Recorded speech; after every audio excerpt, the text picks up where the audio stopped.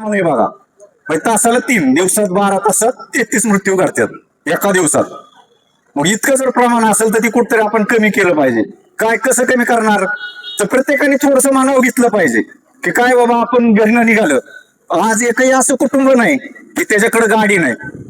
म्हणजे कुठलंच मला तर नाही वाटत. 99% प्रत्येकाकडे गाडी आहे आणि एक सोडून 2 गाड्या आहेत. मग प्रत्येकाने थोडी काळजी घेतली पाहिजे. काय साध्या गोष्टीत हेल्मेट वापरलं पाहिजे. पोलीस सांगतं फक्त एवढंच, हेल्मेट वापरा हेल्मेट वापरा. पण काय कोणी लक्ष देत नाही त्याच्यावर. पण का गरजेचं आहे तर आपणच काय एक वेळ अशी येते की कुठतरी शेजारी म्हणा किंवा कुठं काय घडतं त्यावेळेस आपलंच वाक्य असतं की अरे इथं 100 मीटरवर तर गेला राव आणि हेल्मेट वापरलं असतं तर बरं झालं असतं.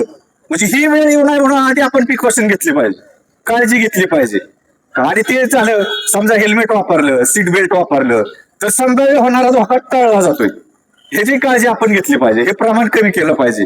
दुसरी गोष्ट काय महत्वाची, समजा अपघात झाला तर पहिलं पिढ्यानपिढ्या लोक काय करायचे, अरे नको बाबा पुढे जे अपघात झालाय त्याकडे नको बघायला.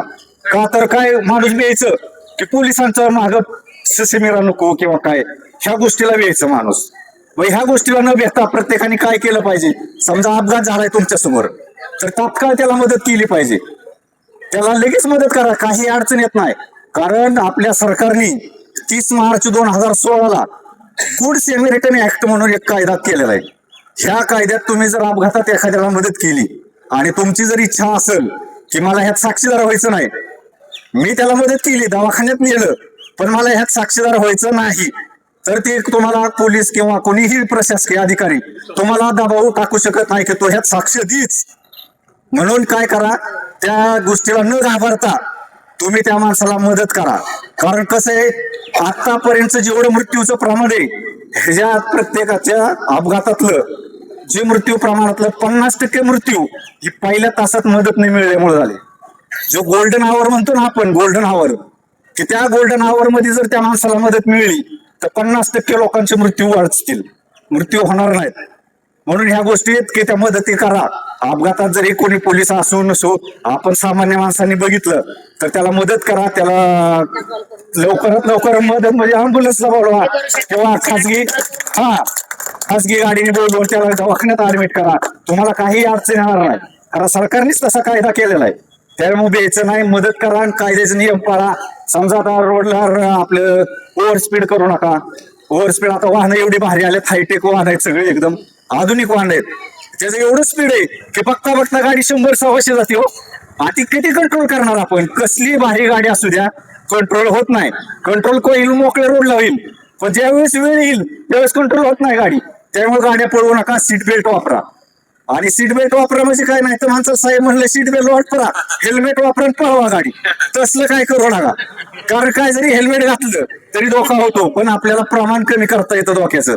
त्यामुळे स्पीडवर लक्ष द्या येता जाता. आणि काय आता बरीच वयस्कर लोक बी आहेत, ते म्हणणार आम्ही कुठं गाडी चालवतोय, पण प्रत्येकाच्या घरात गाडी आहे.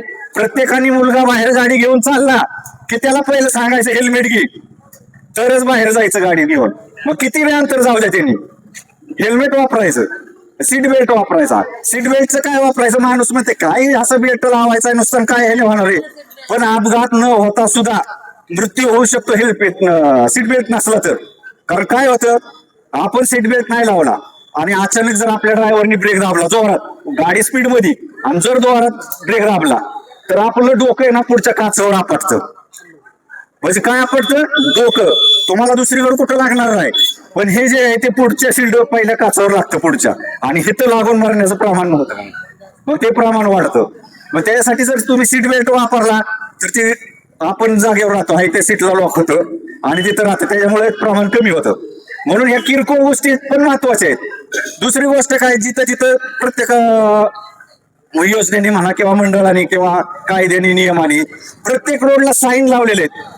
प्रत्येक रोडच्या कडेला प्रत्येक ठिकाणी आहेत.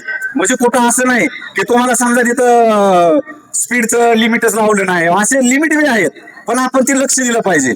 प्रत्येक समजा पुढे कॉर्नर आहे तर कॉर्नरचं चिन्ह दिलेलं असतं, त्याची माहिती आपण घेतली पाहिजे. आणि हे काही मोठ्या गोष्टी नाहीत पण महत्वाच्या आहेत.